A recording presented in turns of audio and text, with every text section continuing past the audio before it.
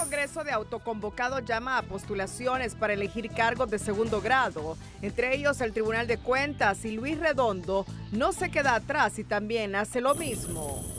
Ministro de la Presidencia adelanta que la Sisi no vendrá en el corto plazo en Honduras, que habrá que esperar un par de años como pasó en Guatemala. Diputado Mario Pérez presenta ante la Corte Suprema de Justicia un escrito de presentación voluntaria tras acusación imputada por el Ministerio Público. Luis Redondo no descarta interpretar artículo 80 de la Ley Orgánica del Congreso para dejar firme a la actual Junta Directiva al margen de la Constitución. Tribunal declara comiso definitivo de bienes del exdiputado Tony Hernández y su esposa, entre ellas 16 cuentas bancarias. Gobierno convoca al sector privado y los obreros para instalar las mesas de negociaciones para fijar el nuevo salario mínimo. Intención de emigrar se instala en 7 de cada 10 hondureños, entre ellos personas con formación académica universitaria. Presidenta anuncia que estudios de represa El Tablón y Morolica estarán listos en junio del otro año, mientras se apresta a viajar a Dubái a encuentro climático. Los titulares fueron presentados por Banco Cuscatlán. Tus sueños los cumplimos juntos.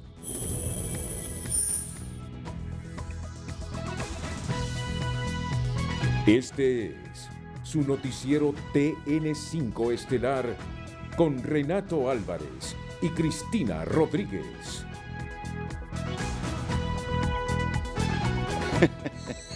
Muy buenas noches, Honduras. Bienvenidos a la emisión de este martes 21 de noviembre. ¿Cómo le hacemos? ¿Como la vez pasada? Tenemos que hacerle como la vez Que pasada. en el rostro se nos va a reflejar, ¿verdad? En el rostro se nos va a reflejar. Si estamos alegres, ustedes, si nuestro rostro refleja alegría, ustedes saben qué está pasando. Claro. Si nuestro rostro refleja un poquito de seriedades que ya ustedes se imaginarán que está sucediendo. Bueno, sí. Buenas noches a todos, bienvenidos. La noticia del día es presentada por Claro. La alerta de descuentos del Red Week con descuentos de hasta el 40% en planes pospago.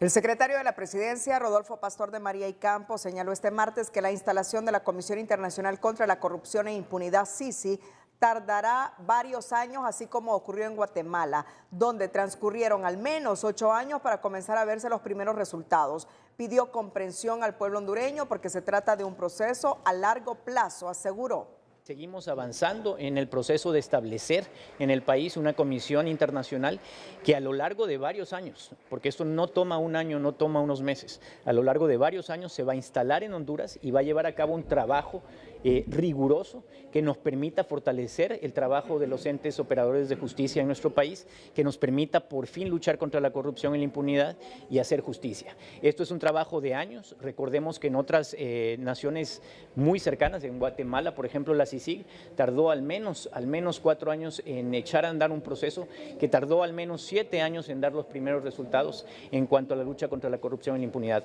Las y los hondureños debemos ser realistas y responsables al entender que esta es una lucha de largo plazo, es un proceso. ¿Se descarta la CICI para este año? No, no se descarta en lo absoluto. La CICI sigue en un proceso de construcción. A ver, compañeras, compañeros, ustedes están familiarizados con el proceso de construcción de un edificio.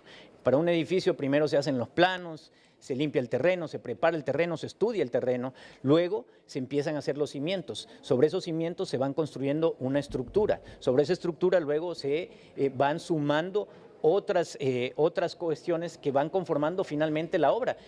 Tenemos la etapa negra, la etapa gris y finalmente se termina la obra.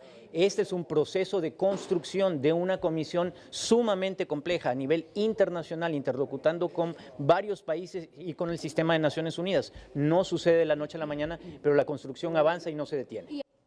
Al consultarle si se descartaba la llegada de la CICI este año, el funcionario respondió que la misión se trabaja bajo un proceso de construcción sumamente complejo a nivel internacional que no sucede de la noche a la mañana, al tiempo que aseguró que el proceso avanza y no se detiene.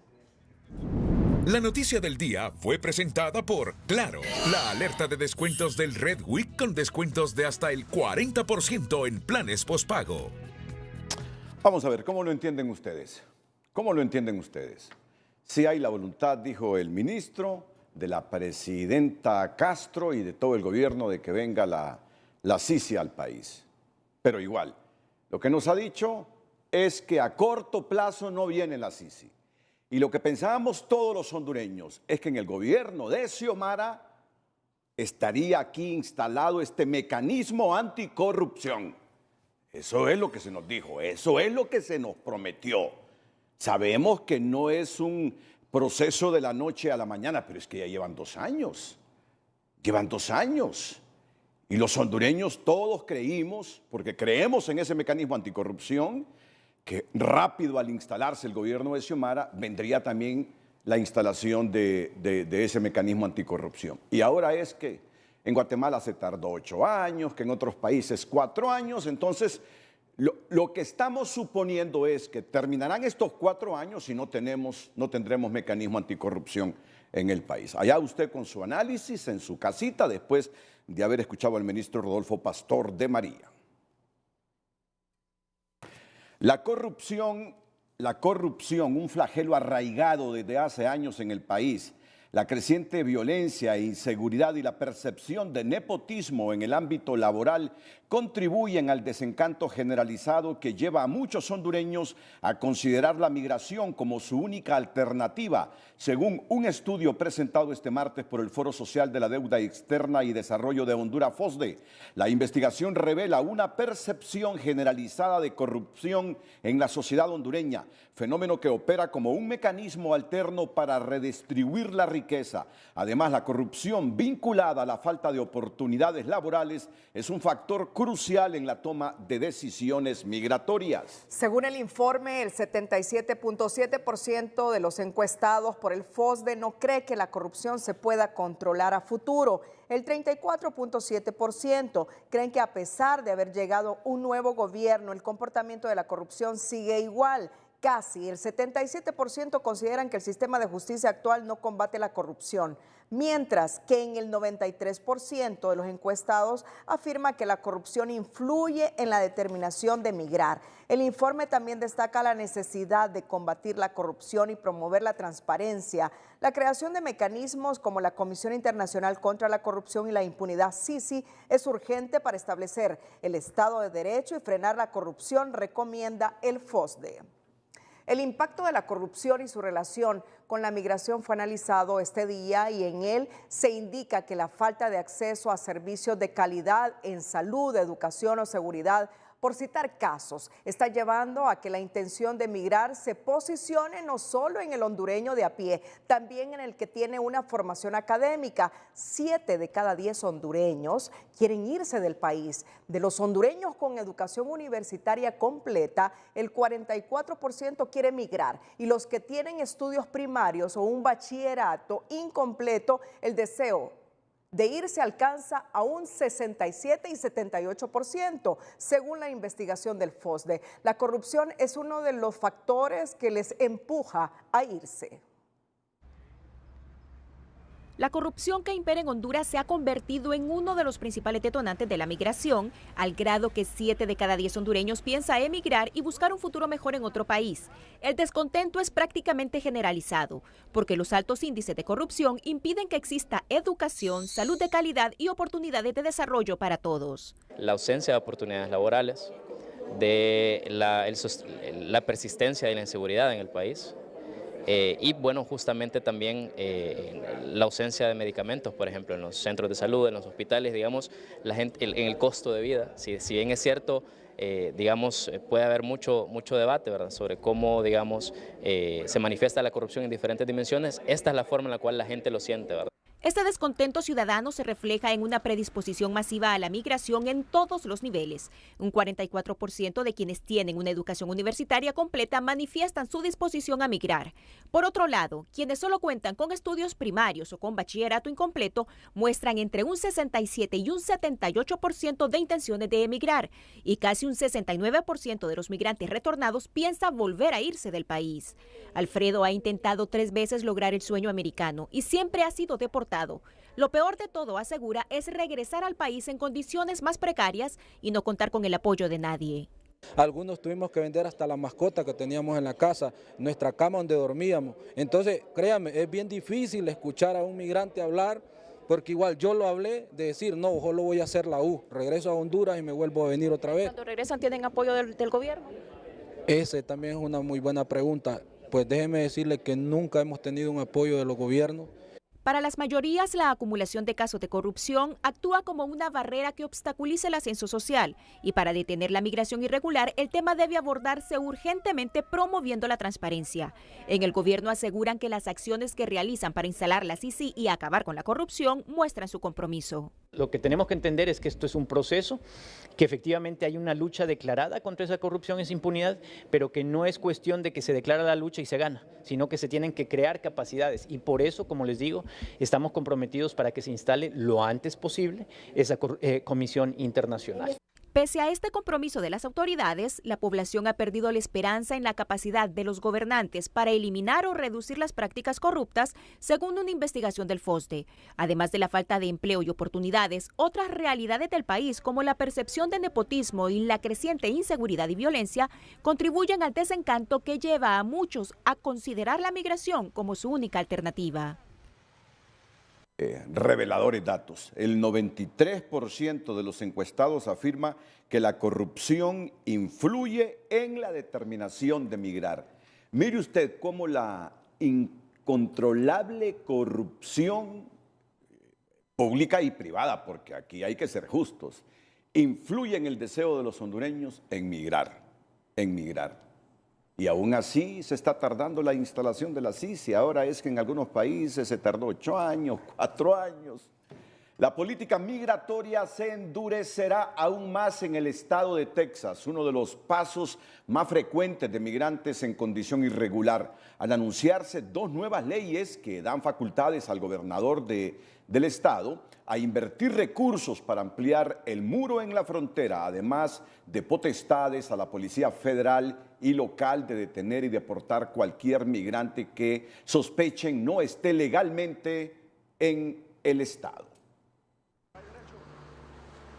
La situación de los migrantes que ingresan irregularmente a los Estados Unidos por el estado de Texas se complica con una nueva medida migratoria que da potestad a autoridades policiales estatales para detener y deportar migrantes indocumentados. Según esta entrevistada, la medida criminaliza la migración irregular y en el país el impacto se sentirá con un aumento de deportados, no solo de hondureños, sino de otras nacionalidades, especialmente sudamericanos. Van a estar donde menos se les esté asediando, donde menos se les esté pidiendo documentos, donde menos sean perseguidos. Y si Honduras es uno de esos países, pues lógicamente que podríamos ser el país receptor de estas otras nacionalidades, ¿verdad?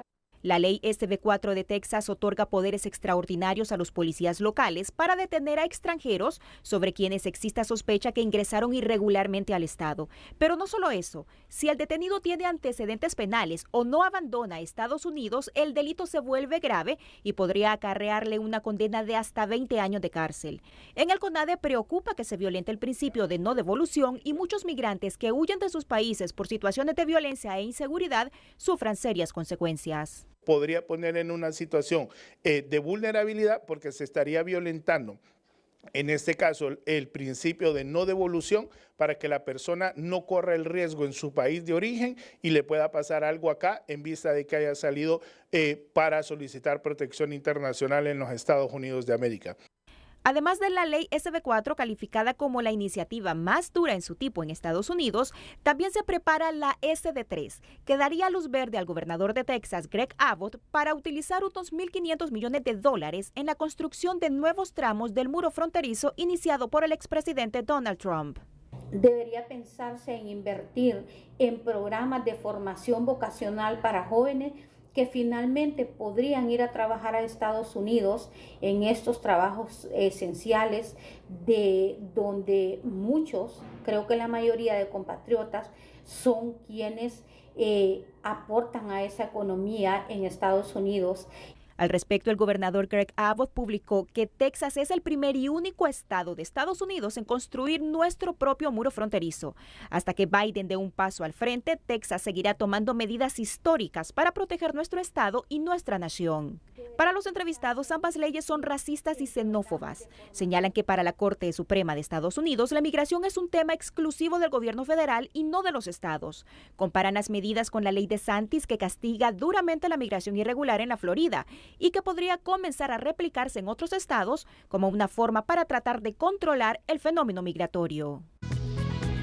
La convocatoria para iniciar la negociación de un nuevo salario mínimo ha sido lanzada este martes por la Secretaría del Trabajo al sector privado y los obreros, últimos que prevén que las pláticas serán difíciles por los escenarios del país y porque se llevarán a cabo dos procesos simultáneos, el salario para los obreros de las maquilas y el del resto de sectores productivos. La inflación y la productividad, insisten, son factores que deben ser tomados en cuenta. Economía Hoy es presentada por Banco de Occidente. Sueñe, planifique y ahorre. Hágalo en grande con Banco de Occidente. La Secretaría de Trabajo solicitó a las centrales obreras y empresarios que nombren a sus representantes para iniciar la negociación del aumento al salario mínimo, que debe aplicarse a partir de enero del 2024. Pero todo dependerá de la voluntad que tenga el sector privado, advierte este dirigente obrero. Si hay voluntad política, en este mes de diciembre se puede dar tipo de acuerdo y posteriormente en enero ya entra en vigencia lo que es el tema de lo que es el ajuste salarial. Creemos de que eso se puede hacer, repito, si las autoridades ponen de acuerdo más que todo. Nosotros como sector laboral estamos bien claros y estamos ya preparando la propuesta para poder llegar a un tipo de acuerdo. El sector obrero está consciente que este año la negociación no será fácil, ya que habrá dos procesos, uno para la maquila y el otro para el resto de sectores productivos. Anuncian que el ajuste se debe basar inicialmente en el índice de inflación, que se proyecta alrededor del 6%, y además tomar en cuenta la productividad, entre otros factores. Partimos de una inflación legalmente reconocida, porque nosotros hablamos de varios temas que normalmente no se visualizan. Una cosa es la canasta básica y otra cosa es el costo de vida. El costo de vida de una persona va más allá de la canasta básica. La expresidenta del Colegio de Economistas, Liliana Castillo, considera que lo importante es que se llegue a un consenso y que se ajusten los salarios de forma favorable para todos los sectores, ya que en este momento no conviene un conflicto más en el país. No es conveniente ningún tipo de conflicto en este momento. Lo mejor es consensuar y definir, repito, el tipo de ajuste, el tiempo durante el cual debería de estar vigente ese ajuste. Las centrales obreras anunciaron que tienen listos a sus representantes para iniciar en los próximos días las reuniones. Sin embargo, el sector empresarial ha preferido no abordar el tema por el momento. Economía Hoy fue presentada por Banco de Occidente. Goce del respaldo, la confianza y la seguridad financiera que necesita. La Comisión Nacional de Bancos y Seguros aprobó medidas de alivio para los préstamos que tiene el sector agropecuario en el sistema financiero, que incluye la readecuación de los préstamos con mejores condiciones de préstamo, como los plazos y tasas de interés. También podrán aplicar al refinanciamiento, que les permite cambiar algunas condiciones iniciales del préstamo, entre ellos la forma de pago y el monto. Pueden aplicar al beneficio los productores del sector agro que hayan sido afectados por las condiciones climáticas, aumento de los costos, dificultades de exportación, altos costos de los insumos, cierres de mercados extranjeros, daños en la infraestructura vial, migración de mano de obra y aumentos en el costo de la cadena de suministros. Las nuevas operaciones crediticias readecuadas o refinanciadas conservarán la categoría de riesgo que tenían al 30 de septiembre del 2023 y tienen plazo hasta el 31 de enero del 2024 para presentar sus solicitudes. Está prohibido que los bancos hagan cobros adicionales al otorgar los alivios de readecuación y refinanciamiento de créditos, advierten en la resolución emitida por la Comisión de Bancos. En Educación Financiera le ofrecemos algunas herramientas y consejos para que aplique las mejores prácticas de inversión. Educación Financiera es presentado por Banpaís. Compra todo lo que quieras y divídelo en cuotas a 0% interés con tus tarjetas de crédito Banpaís. ¿Qué es la administración del dinero? Consiste en fomentar buenos hábitos financieros con planes que permitan manejar adecuadamente los ingresos y cumplir con los gastos que se deben cubrir tanto por compromisos previamente adquiridos como por imprevistos. Nunca gastes más de lo que ganas. Comienza a aplicar el control de activos y pasivos que mencionamos al principio, ya sea en una tabla Excel, en una aplicación o con lápiz y papel. Haz 2 columnas y comienza a anotar lo que ganas y lo que gastas. Elige bien tu entorno. Dicen que nos convertimos en el reflejo de nuestras 5 personas más cercanas. Rodéate de gente a la que le gusta invertir, que materializa sus sueños y está enfocada en mejorar y superarse. La idea no es compararse con otros, sino que escuchen sus consejos y experiencias. Educación Financiera fue presentado por Banpaís. Compra todo lo que quieras y divídelo en cuotas a 0% interés con tus tarjetas de crédito Banpaís. El director del Instituto Nacional de Estadísticas, Eugenio Sosa, anunció que en la primera semana de diciembre publicarán las cifras de pobreza con datos hasta junio de este año 2023 y adelantó que los resultados reflejarán los esfuerzos del gobierno de la presidenta Castro por mejorar las condiciones de vida, dejando entrever que podría haberse registrado una reducción de los pobres en Honduras.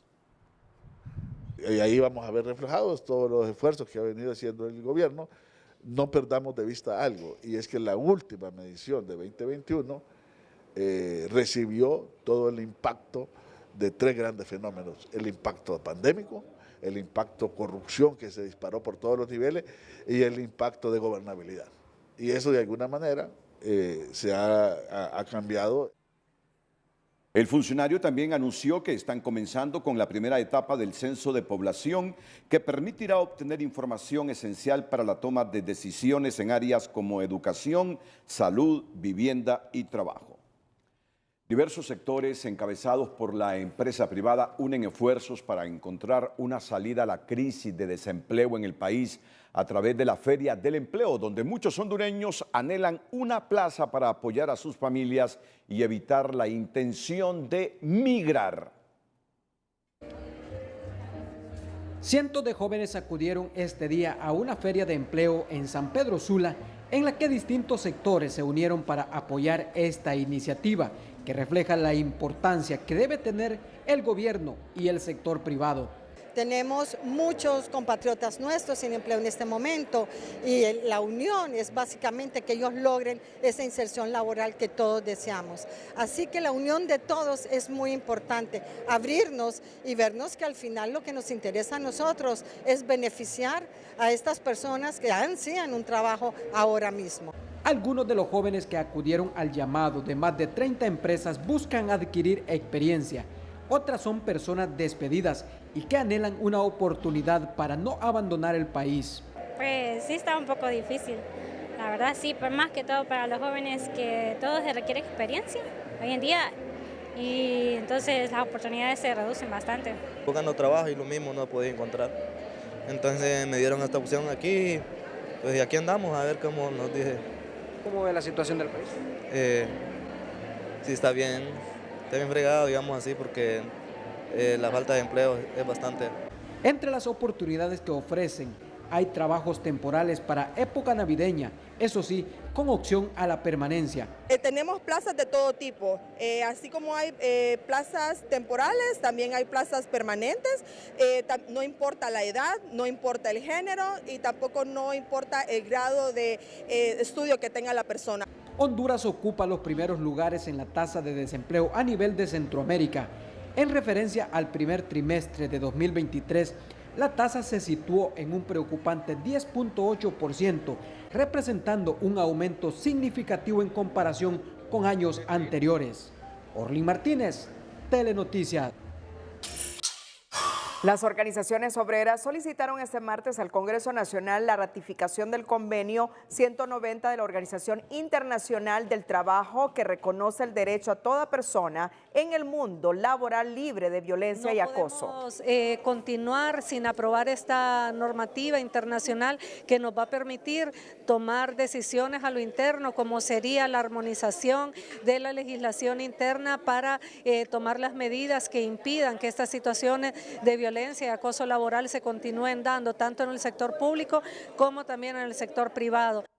Ayala destacó que al menos desde la bancada de Libre sí existe voluntad política para ratificar este convenio. El emprendedor de este día le cuenta cómo las tradiciones navideñas cobran fuerza en Santa Bárbara y son una oportunidad para generar ingresos entre los emprendedores. El emprendedor de hoy es presentado por Banco Ficosa. Queremos que llegues lejos. Banco Ficosa. Se acercan las fiestas de Navidad y es que también pues la pandemia obligó a emprender a muchas mujeres que dedicaron alma, vida y corazón a los platillos típicos tradicionales hondureños para poder ganarse la vida. Esta es la historia del Sazón de Anita en Santa Bárbara. Bien, el Sazón de Anita es un emprendimiento que nace en el año 2020, ¿verdad? En plena pandemia nos quedamos sin empleo y pues nos tocó, ¿verdad?, inventarnos de nuevo, y es así como nace. Inició solamente con la idea de vender tacos flauta. Ahora, a 3 años, ya para 4, nos hemos constituido en una microempresa de elaboración de alimentos típicos.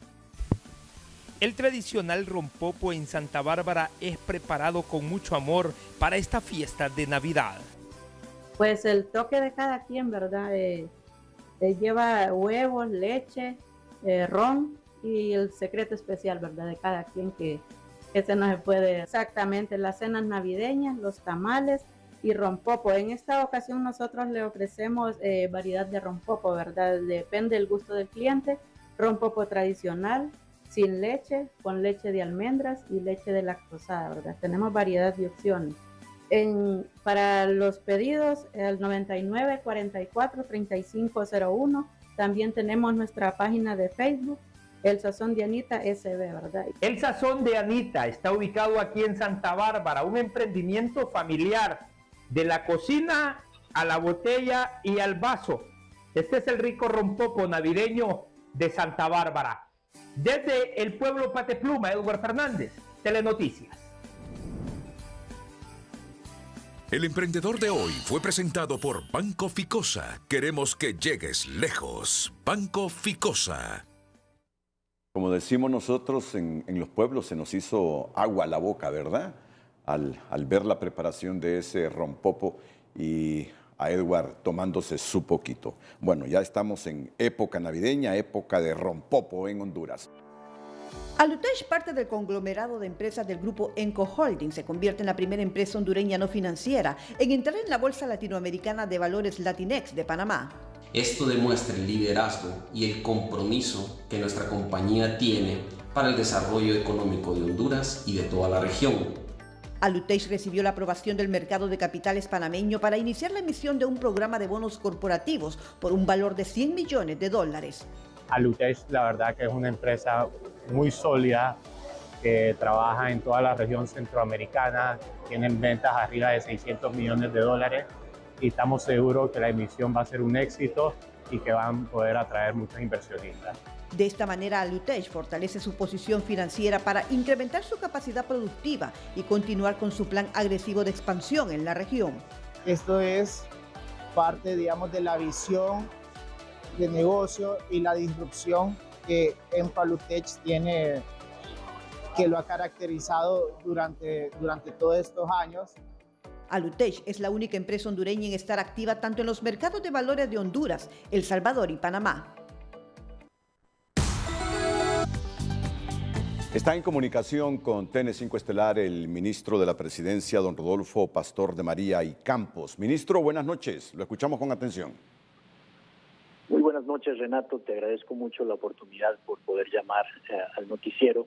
Le saludo a tu audiencia y pues la razón de mi llamada es porque el día de hoy, producto de declaraciones que brindé en el marco de un foro de FOSDE sobre corrupción y migración, se ha interpretado a partir de estas declaraciones un mensaje que no es correcto y que quiero aprovechar tu noticiero para poder hacer la precisión.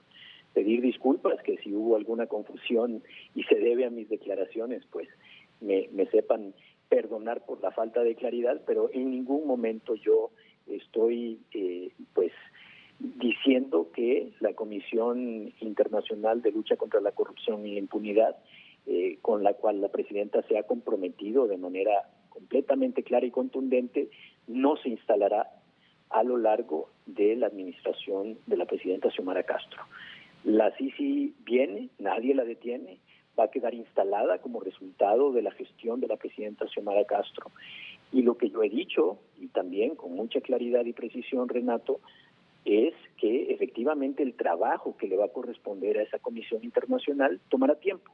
Es una comisión que tiene un reto complejo y que en comisiones similares alrededor del mundo y en la región, efectivamente se entiende que es un trabajo de mediano plazo que toma un proceso precisamente para lograr ser efectivo. Esto es lo que yo quiero que nosotros como sociedad cobremos conciencia de que tomará tiempo y que efectivamente fortalecer el Estado de Derecho, reconstruir ese Estado de Derecho y las instituciones que son las responsables de hacer justicia de manera soberana en el país, toma tiempo. Estamos trabajando de manera permanente en ello, Renato, y que no quepa ninguna confusión al respecto. La Sisi quedará instalada durante la gestión de la presidenta Xiomara Castro, y a partir de ahí, como lo digo en mis declaraciones, efectivamente comienza un proceso largo de trabajo para que esa comisión logre cumplir con su cometido. Bueno, muchas gracias por la aclaración, ministro de la Presidencia, don Rodolfo Pastor de María y Campos. Ya lo ha dicho aquí, vendrá la Sisi y en el gobierno de la presidenta Xiomara Castro. Es que quedó la percepción de que podía venir, pero no necesariamente en esta administración de la presidenta Castro. Pero en esta aclaración dice, vendrá la Sisi en esta administración, luego será un proceso, dice, complejo y de repente un poquito largo para que la Sisi comience a dar resultados. Pero bueno, ha aclarado el ministro y ha pedido disculpas, sí se malinterpretó, pero la verdad que sí quedó esa percepción de que podría venir la Sisi, pero no necesariamente en esta administración. Cristina. En la cuarta sesión extraordinaria que realiza el Congreso de los autoconvocados de la oposición, se aprobaron varias comisiones para iniciar el proceso de convocatoria para la elección de cargos de segundo grado, entre ellos el Tribunal Superior de Cuentas, el Tribunal de Justicia Electoral y la Unidad de Política Limpia. Igual acción hizo la comisión permanente que preside Luis Redondo.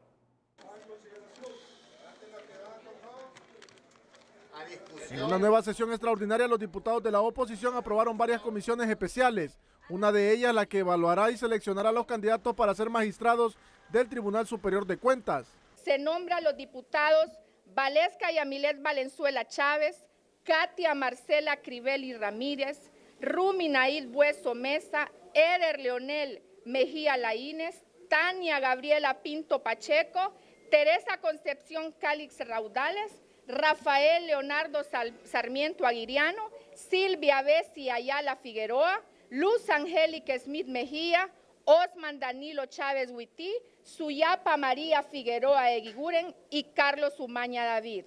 La elección de los nuevos integrantes del ente Contralor predominó la agenda en el Congreso Nacional, pues los actuales dejan su cargo el próximo 10 de diciembre, por lo que la comisión permanente que preside el titular del Congreso convocó al mismo tiempo que la oposición al proceso para elegir a los magistrados del TSC y nombró otra comisión especial. Luz Angélica Smith Mejía, Rafael Leonardo Sarmiento, Mario Edgardo Segura, Román Morán Cabrera, Isis Carolina Cuellar Erazo, Ricardo Yar, Luis Enrique Ortega, Mario Amílcar Portillo, Carlos Alexis Raudales Maradiaga, Karen Vanessa Martínez y Héctor Vidal Cerrato. En la sesión autoconvocada por los diputados opositores también aprobaron 2 mociones para nombrar 2 comisiones especiales para evaluar y seleccionar a los comisionados de la Unidad de Política Limpia y del Tribunal de Justicia Electoral, última que fue presentada por el diputado del Partido Salvador de Honduras, Oman Chávez, quien se hincó y brindó una oración antes de hacerlo. Francis Argeñal, Gladys Aurora López, Marcos Bartilio, Fátima Patricia Mena, Claudia Ramírez, Osman Chávez, Carla Dip, Marcos Tulio Rodríguez, Norma Aguilar, Marco Eliud Giró Portillo, Germán Osvaldo Altamirano Díaz. Es la 4ª sesión que realiza la oposición legislativa en los pasillos del Congreso, ante la negativa de la directiva de ese poder del Estado para sesionar, última que también convocó a los jefes de bancada para sostener una reunión este miércoles a las 5 de la tarde. El Congreso de la Oposición también aprobó una moción exhortativa en la que pide se respete la jerarquía y la ley constitutiva de las Fuerzas Armadas en relación a la escogencia de las nuevas autoridades del Estado Mayor Conjunto. Que este Congreso Nacional de la República de Honduras, en uso de las facultades que la ley le otorga, proceda a exhortar al Estado Mayor y a la Junta de Comandantes por medio de su jefe, vicealmirante José Jorge Fortín Aguilar, para que con ocasión del otorgamiento de los ascensos de los oficiales de las Fuerzas Armadas, no se siga violando el principio de legalidad y al efecto se formule la propuesta de ascensos a la Comandante General de las Fuerzas Armadas, respetando la Constitución de la República, la ley constitutiva y sus reglamentos. El llamado de los diputados de la oposición es debido a las intenciones de reelegir a José Jorge Fortín o elegir a otros y respetando la antigüedad en el grado. Y esto es lo que ha resuelto el Congreso que se autoconvocó, o como le llaman el Congreso de la Oposición. Aquí vemos una serie de considerandos, pero quizá el más importante es este, que desde hace varios años, desde el Poder Ejecutivo, se ha intervenido erróneamente en el proceso interno de ascenso de oficiales de las Fuerzas Armadas e incluso se ha privado de sus ascensos a grado a militares sin respetar los criterios militares contenidos en su ley constitutiva y reglamentos para favorecer indebidamente a oficiales afines al titular del Poder Ejecutivo, cuyos ascensos son otorgados sin contar con las características de meritocracia, antigüedad, promociones y otros requisitos establecidos en la ley, causando con ello serias y graves distorsiones en la observancia de las normas y códigos éticos que rigen a la disciplina militar. Y bueno, luego dice, por tanto resuelve, estoy hablando del Congreso de la autoconvocatoria, primero, se reafirma que las Fuerzas Armadas de Honduras estarán sujetas a la Constitución de la República, las disposiciones de su ley constitutiva, las demás leyes y reglamentos que regulan su funcionamiento, entre los que se encuentra que los grados militares solo se adquieren por riguroso ascenso, respetando los criterios de liderazgo reconocido, antigüedad, promociones, códigos éticos y cumplimiento de los demás requisitos establecidos en la ley y sus reglamentos.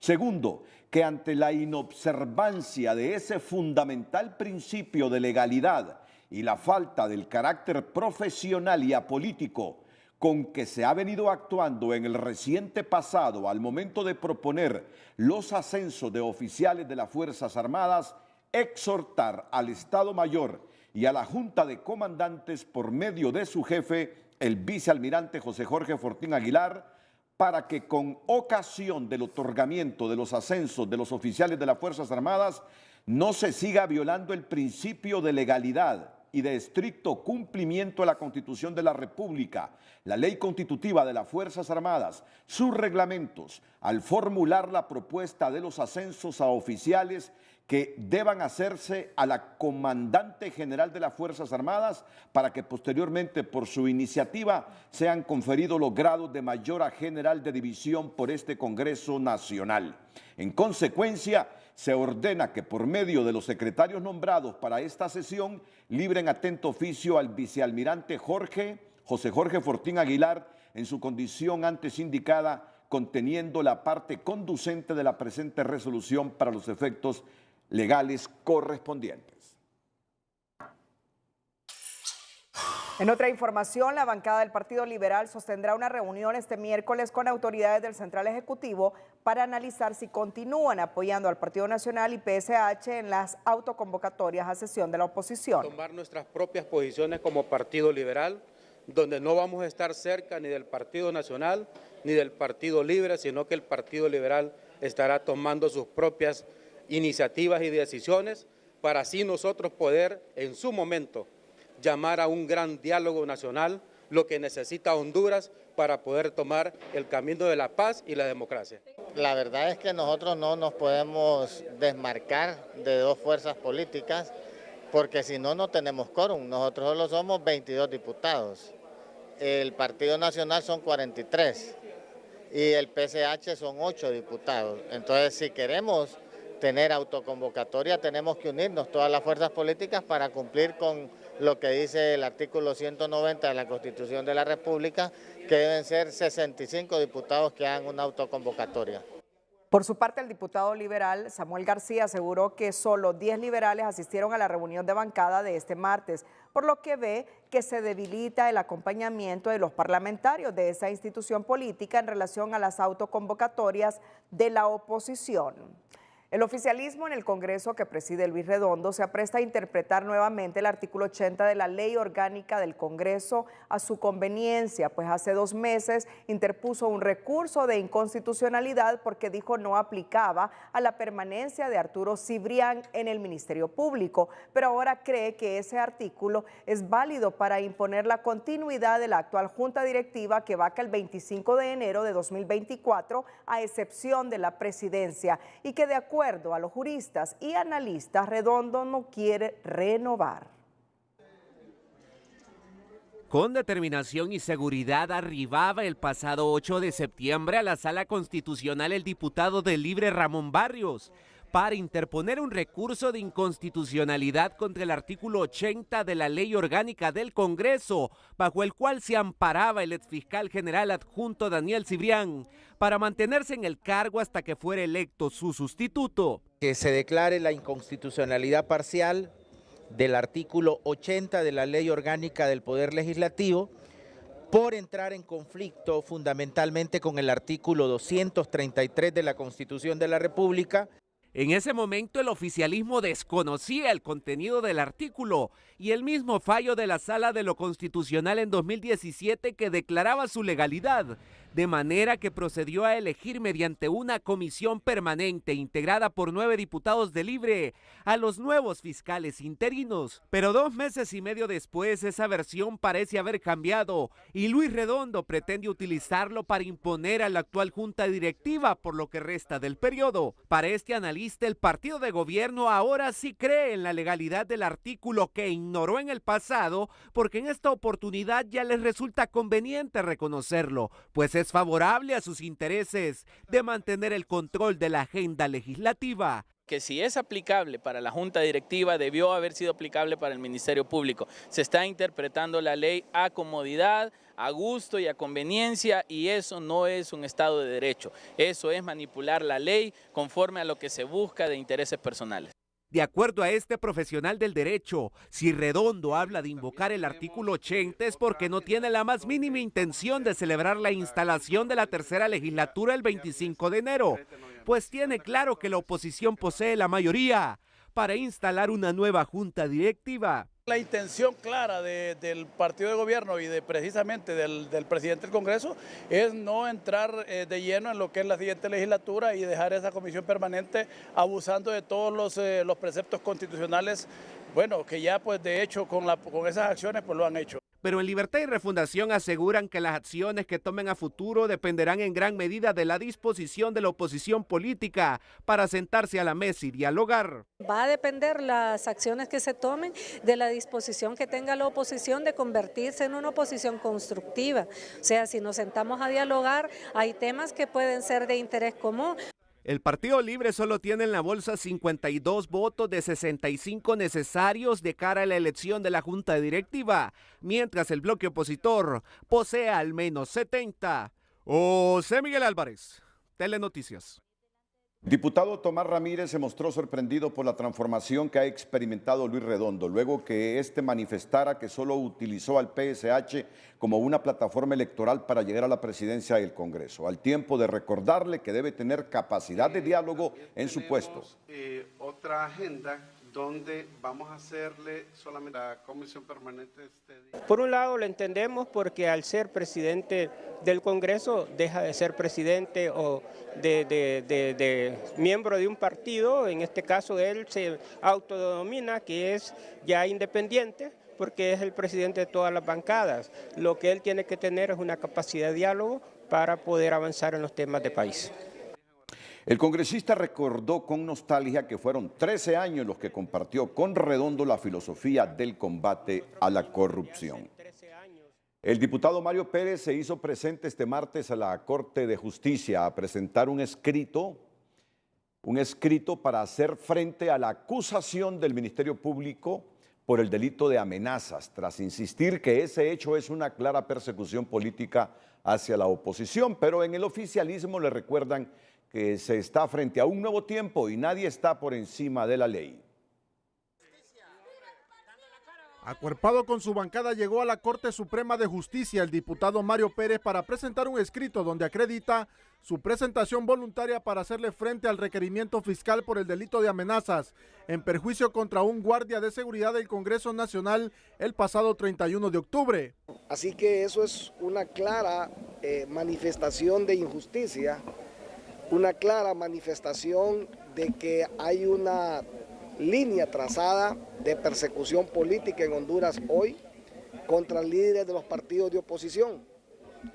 Este es un delito de bagatela, como usted lo dice, ni tan siquiera es delito, es una falta. Y es una falta eximida cuando usted actúa en justa defensa, dice el código. En iguales términos reaccionó el jefe de la bancada del Partido Nacional, Tomás Zambrano, quien calificó la acusación contra Pérez como un acto de extorsión legislativa. Esto no es una causa normal, no es una causa común, no es una causa corriente. Esto es una extorsión legislativa impulsada por Libre, impulsada por la directiva ilegal.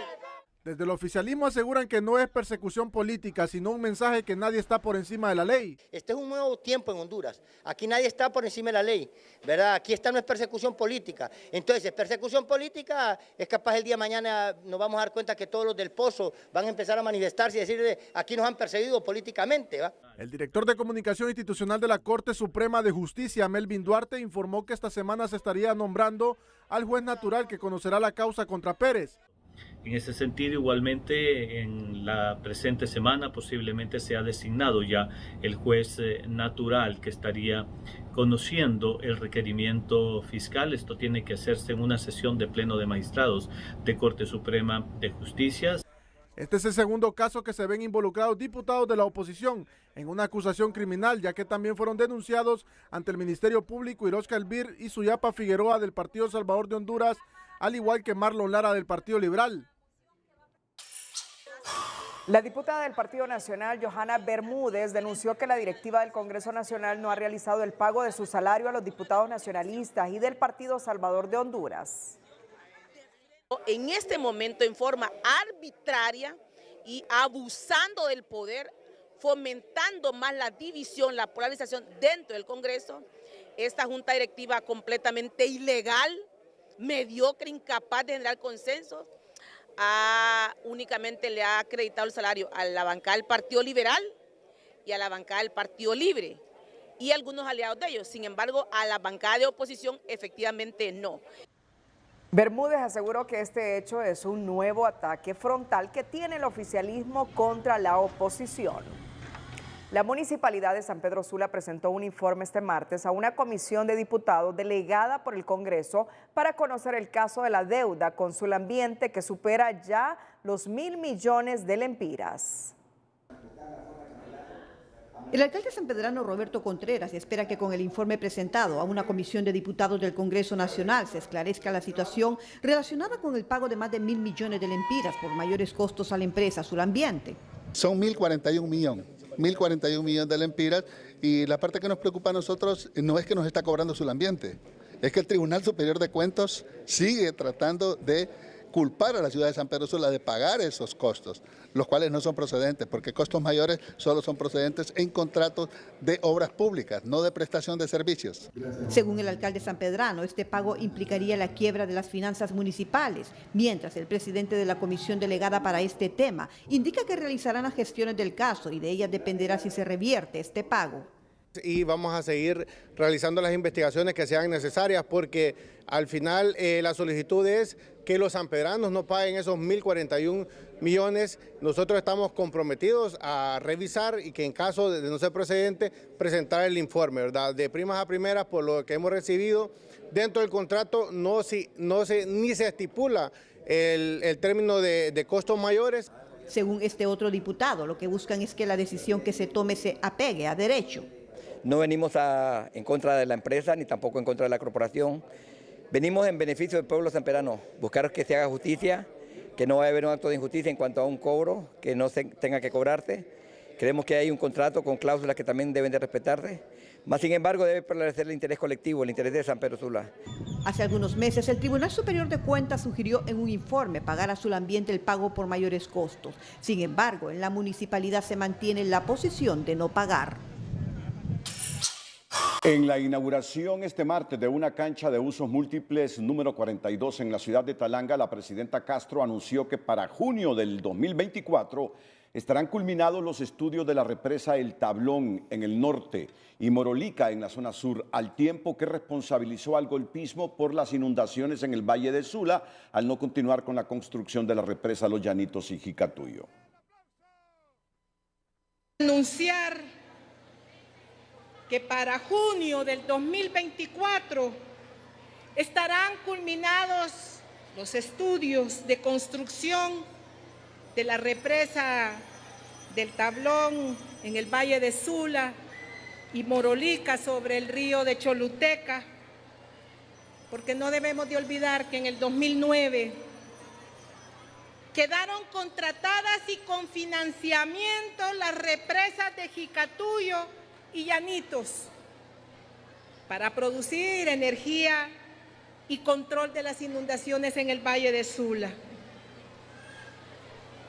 Más de 600 millones que se perdieron por el golpismo en el régimen anterior, por lo cual hoy tenemos inundaciones en esas zonas.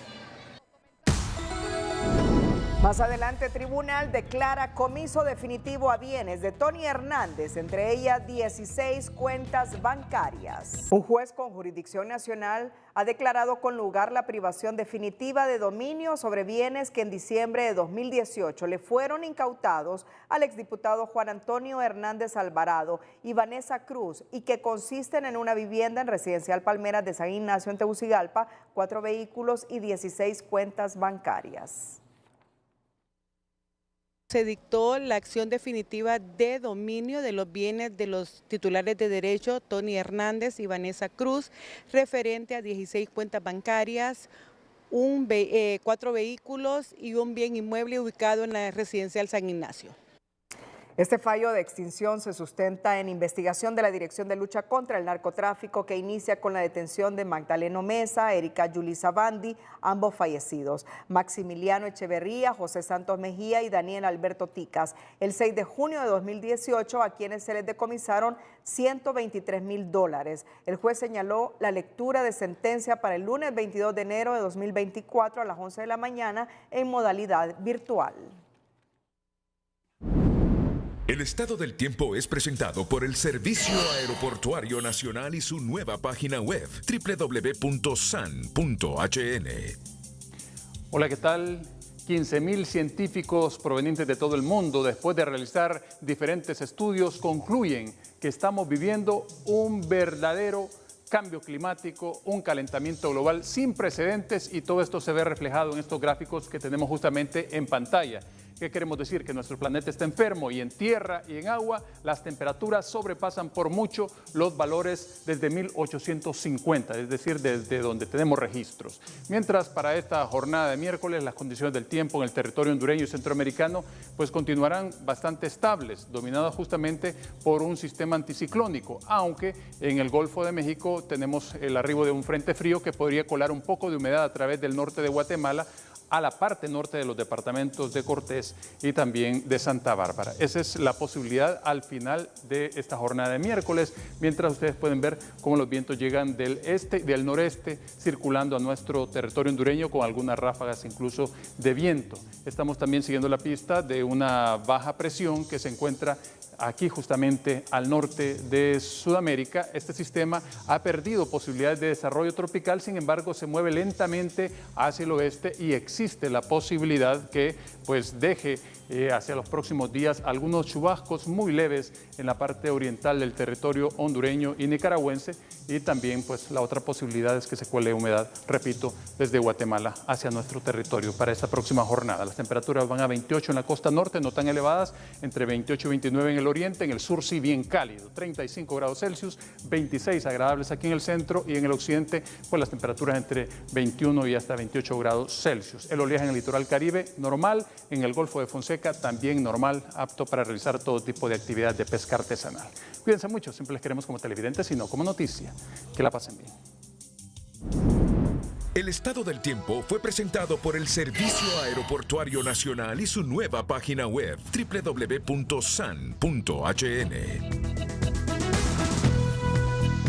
Cerramos la emisión estelar con las 5 de TN5. Las 5 de TN5 son presentadas por Tigo. Conectados en Navidad con tu smartphone 4G LTE por solo 1,299 lempiras. Ministro de la Presidencia adelanta que la Sisi no vendrá en el corto plazo a Honduras y que habrá que esperar un par de años más, como pasó en Guatemala, afirma. Diputado Mario Pérez presenta ante Corte Suprema de Justicia un escrito de presentación voluntaria tras acusación imputada por el Ministerio Público. Intención de emigrar se instala en 7 de cada 10 hondureños, entre ellos personas con formación académica universitaria. Presidenta Xiomara Castro anuncia que estudios de represa El Tablón y la Moramulca estarán listos para el próximo año mientras se apresta a viajar a Dubái a encuentro climático. Congreso de autoconvocados llama postulaciones para elegir cargos de segundo grado, entre ellos el Tribunal de Cuentas, y Luis Redondo no se queda atrás y también hace lo mismo. Las 5 de TN5 fueron presentadas por Tigo. Conectados en Navidad con tu smartphone 4G LTE por solo 1,299 lempiras.